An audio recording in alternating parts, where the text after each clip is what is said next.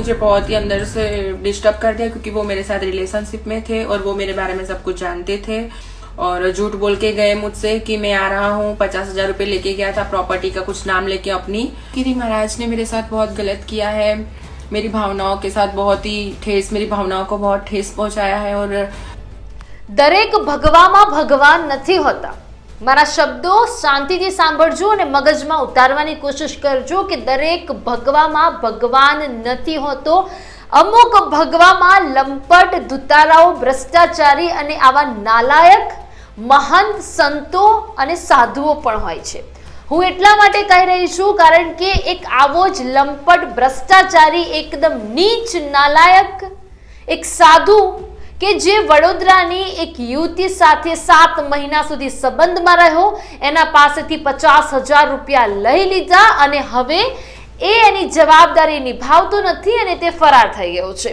શું છે માહિતી હું તમને અહેવાલમાં જણાવું છું। નમસ્કાર, હું મુસ્કાન અને આપ જોઈ રહ્યા છો લાઈવ 24 ન્યૂઝ ગુજરાત।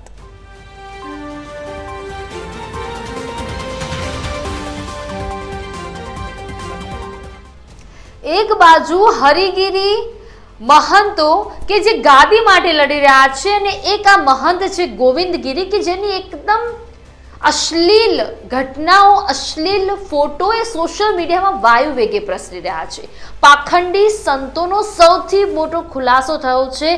सरो दरेक भगवामां भगवान नथी होता ए आजे खबर पड़ी। લોકો ભગવામાં ભગવાન જોઈને એટલા બધા ગાંડા થઈ જાય છે ને, ખરેખર જેને એ કેસરી કલરના કપડાં પહેર્યા હોય છે, જેને ભગવો ધારણ કર્યો હોય છે ને, એને સાચો ગાયત્રી મંત્ર પણ નથી આવડતો, છતાંય પોતાની જાતને એવું કહે છે કે અમે સંત છે, સાધુ છે, મહંત છે। અરે પહેલા તમે જઈને ગાયત્રી મંત્ર આખો શીખો કે ગાયત્રી મંત્ર શું છે, એનો ઉચ્ચાર શું છે અને એ ગાયત્રી મંત્ર શું કહેવા માંગે છે। અને આવા લોકો આવી જશે ભગવો પહેરીને કે અમે મહંત છીએ, સાધુ છીએ, સંતો છીએ, અને પાછળના ઘણા સમયથી તમે જુઓ છો કે સાધુ, સંતો, મહંતો એક તો ભ્રષ્ટાચાર કરે છે, લંપટ લીલાઓ એમની જોવા મળે છે। આવા પાખંડીઓ આવી જાય છે કે જે મહિલાઓના જીવન સાથે છેતરપિંડી કરે છે। કદાચ જે જમીનોના ભ્રષ્ટાચારમાં જે મહંતો સામે આવ્યા હશે એમના નામ તમને નહીં ખબર હોય, હું યાદ કરાવી દઉં। જયકૃષ્ણ સ્વામી, વિજય પ્રકાશ સ્વામી, માધવ સ્વામી, દેવપ્રકાશ, સુરેશ ગોરી, આ બધા જ કે જેમને થોડાક સમય પહેલા આખો જમીનનો કૌભાંડ આચર્યો હતો, ત્યાં પણ તેમને સાધુ સંતોના આખા સમાજને બરબાદ કર્યો, બદનામ કર્યો। અને ફરીથી એક મહંત આવી ગયા છે, મહંત ગોવિંદગીરી મહારાજ, કે જેમાં ગોવિંદનું એક લક્ષણ જ નથી। એ યુવતી સાથે છેતરપિંડી કરે છે, એના વિડીયો સોશિયલ મીડિયામાં વાયુ વેગરે પ્રસરી રહ્યા છે। હું રિક્વેસ્ટ કરીશ કે એનું જે ઇન્સ્ટાગ્રામ હેન્ડલ છે તે બતાવવામાં આવે। આ છે એ લંપટ, એકદમ પાખંડી સંત કે જે પોતાની જાતને સંત કહે છે, પરંતુ સંતનું એક પણ લક્ષણ જ નથી। જોઈ લેજો આ ગોવિંદગીરી મહારાજને કે જેની અંદર ગોવિંદનું એક લક્ષણ નથી, લોકોની છોકરીઓની જિંદગી બરબાદ કરે છે। પહેલા 7 મહિના સુધી લગ્ન ના વાયદા બતાવે છે, 7 મહિનાઓ સુધી એના સાથે સંબંધમાં રહે છે, એના સાથે લગ્ન કરે છે, લગ્ન કર્યા પછી 50,000 એને કોઈ પ્રોપર્ટી લેવી છે એમ કહીને એ યુવતી પાસેથી એ લઈ જાય છે। યુવતીએ અત્યારે માંગ કરી છે કે એની મદદે કોઈ આવે। યુવતીએ ખુદ કહ્યું છે કે એને મારો નંબર બ્લોક કરી દીધો છે, હરિયાણા કે પંજાબ એ છુપાયો હોવાની આશંકાઓ છે। ખરેખર સનાતન ધર્મને લાંછન લગાડતો કિસ્સો છે અને આ સનાતન ધર્મને લાંછન લગાડતો વિડીયો પણ વાયરલ થયો છે। તમે જુઓ એની હરકતો, શું આવા નીચ, નાલાયક, છેલ્લી હદ સુધીની હરકતો કરવા વાળા પણ મહંતો હોઈ શકે? ખરેખર આ મહંતોના સમાજને બદનામ કરવાનું કામ કરી રહ્યા છે આ અમુક લોકો, જે આખા મહંત, આખા સાધુ સંતોના સમાજને બરબાદ અને બદનામ કરી રહ્યા છે। તમે એનું ઇન્સ્ટાગ્રામ હેન્ડલ અમે ટીવી પર બતાવીએ છીએ, તમે એનો એક એક વિડીયો જોજો, તમને લાગશે જ નહીં કે મહંત છે। મહંત હોય એનું જીવન કેવું હોય, લાલચ એના મનમાં પણ ન હોય અને રાત રોજ જેને નજીક પણ ના આવવા દે। પરંતુ આ મહંત તો જુઓ કે જેના ઇન્સ્ટાગ્રામ હેન્ડલ પર એને શું શું પોસ્ટ કર્યું છે, આ યુવતી સાથે એને શું છેડા કર્યા છે, લગ્ન કરીને પણ એની સાથે એને આટલું મોટું કારસ્તાન રચી દીધું, એને કોઈ ફરક જ નથી પડતો। મને તો એ ખબર નથી પડતી કે કે આજકાલના જે આ નાના મોટા સાધુ સંતો, ખબર નહીં સાધુ સંતો બની કેવી રીતે જાય છે, જેમને ગાયત્રી મંત્ર નથી આવડતો. ગાયત્રી મંત્રનો ઉચ્ચાર શું હોય, એનો અર્થ શું હોય એ એમને ખબર નથી, અને એટલા હોશ અને જોશથી કહે છે કે અમે સાધુ સંતો ને મહંતો છીએ.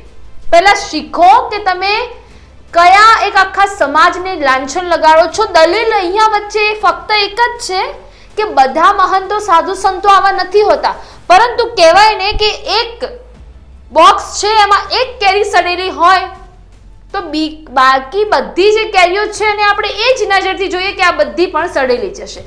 એટલે આ સાધુ સંતો મહંતો એક ખરાબ પાકે એટલે આખો સમાજ ખરાબ હોય એવું લોકો ધારી લે છે.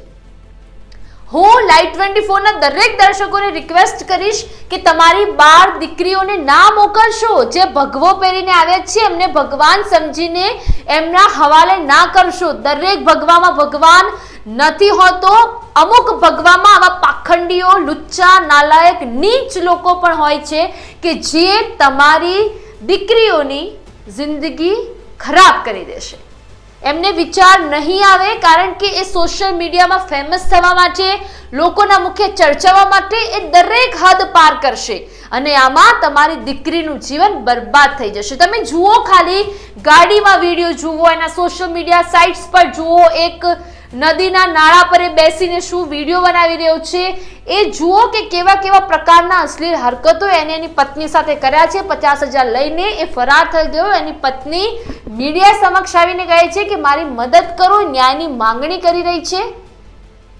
એક મહિલા પરણ્યા પછી ક્યારે ન્યાયની માંગણી કરવા આવે? જ્યારે એને ખબર છે કે મારા પતિએ કંઈક કૌભાંડ કર્યું છે, કંઈક ખરાબ છે, કંઈક એને કાળા કામ કર્યા છે, તો જ યુવતી મીડિયા સમક્ષ આવે.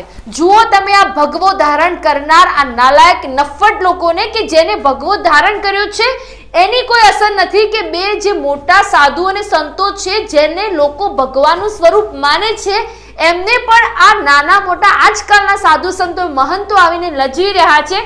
એ પણ ખાલી સોશિયલ મીડિયા સાઇટ પર આવા ગંદા ગંદા વિડીયો बनाવીને मुझे बहुत ही अंदर से डिस्टर्ब कर दिया, क्योंकि वो मेरे साथ रिलेशनशिप में थे और वो मेरे बारे में सब कुछ जानते थे और सब जगह पे सोशल मीडिया पे मेरे साथ फोटो वीडियो भी डालते थे हर जगह पे. और पिछले कुछ टाइम से उन्होंने मुझे ब्लॉक करके रखा है और झूठ बोल के गए मुझसे कि मैं आ रहा हूँ. 50,000 रुपये लेके गया था, प्रॉपर्टी का कुछ नाम लेके अपनी. वो तद्दन झूठ था. वो रहवासी बीकानेर राजस्थान के है, ऐसा मुझे उन्होंने बताया हुआ था. उनका सोशल मीडिया पेज है महंत श्री महंत गोविंद गिरी महाराज, और उन्होंने मेरे साथ बहुत सारी फोटो वीडियो भी डाले हुए थे जो कॉलेज में थे, जो उन्होंने हटा दिए हैं. वो महाराज मेरे साथ रिलेशनशिप में थे और उन्होंने मेरे साथ धोखाधड़ी करके मेरे से पैसे लेके वो इंसान यहाँ से फरार हो गया. गोविंद गिरी महाराज ने मेरे साथ बहुत गलत किया है. मेरी भावनाओं के साथ बहुत ही ठेस, मेरी भावनाओं को बहुत ठेस पहुंचाया है और मुझे आप सब लोगों से न्याय चाहिए. प्लीज मेरा सपोर्ट कीजिए और मुझे न्याय दिलाइए ताकि मैं आगे जाके थोड़ा अपना माइंड स्टेबल कर सकूं, क्योंकि मैं बहुत डिस्टर्ब रहती हूँ इस चीज. સોશિયલ મીડિયાના વાયુ વેગી આ એના દરેક વિડીયો વાયરલ થયા છે. એની પત્ની એવું પણ કીધું છે કે અમારા બંનેના વિડીયો બંનેના અકાઉન્ટમાં હતા, પરંતુ જેના પર જૂનાગઢથી એને અહીંયાથી કાઢવામાં આવ્યો અને પછી એને દરેક વિડીયો ત્યાંથી ડિલીટ કરી દીધા છે. એક બાજુ લોકો હરિગીરી મહંત છે એ ગાદી માટે લડી રહ્યા છે, એ પણ એટલા અભદ્ર શબ્દો બોલે છે, આગળ મેં અહેવાલમાં બતાવ્યું હતું. અને આ એક મહંત છે જે એક દીકરીના જીવન સાથે ચેડા કરીને બેઠો છે. ખબર નહીં સાલાઓ, નાલાયક નફ્ફટ લોકો સાધુ બની કેવી રીતે જાય છે, લોકોના જીવન સાથે ચેડા કરવા વાળા. હવે ખબર ત્યારે પડશે કે જ્યારે આખો સમાજ આના પર વાત કરશે, આના ઉપર આગળ આવશે. કારણ કે દરેક મહંતો, દરેક સાધુ સંતો કહી રહ્યા છે કે આવા લોકોને ખરેખર જેલ ભેગા કરવા જોઈએ, અને જેલ ભેગા થશે તો જ ખબર પડશે કે આખો સમાજ, આખો એક જે કમ્યુનિટી છે એને બરબાદ અને બદનામ ન કરવી જોઈએ એક થોડી લાલચમાં. હવે વિચાર એ છે કે શું આ દીકરી જે એની પત્ની એને ન્યાય મળશે? શું આ 50,000ની લાલચમાં એક મહિલાના જીવન સાથે એને ચેડા કર્યા છે, શું એ મહિલાને ન્યાય મળશે? શું આવા લંપટ, આવા લાલચુ, નફ્ફટ, નીચ લોકો, સાધુ ભગવો પહેરીને હજી પણ આગળ વધશે કે પછી આના પર પણ રોક લાગશે, સમય બતાવશે.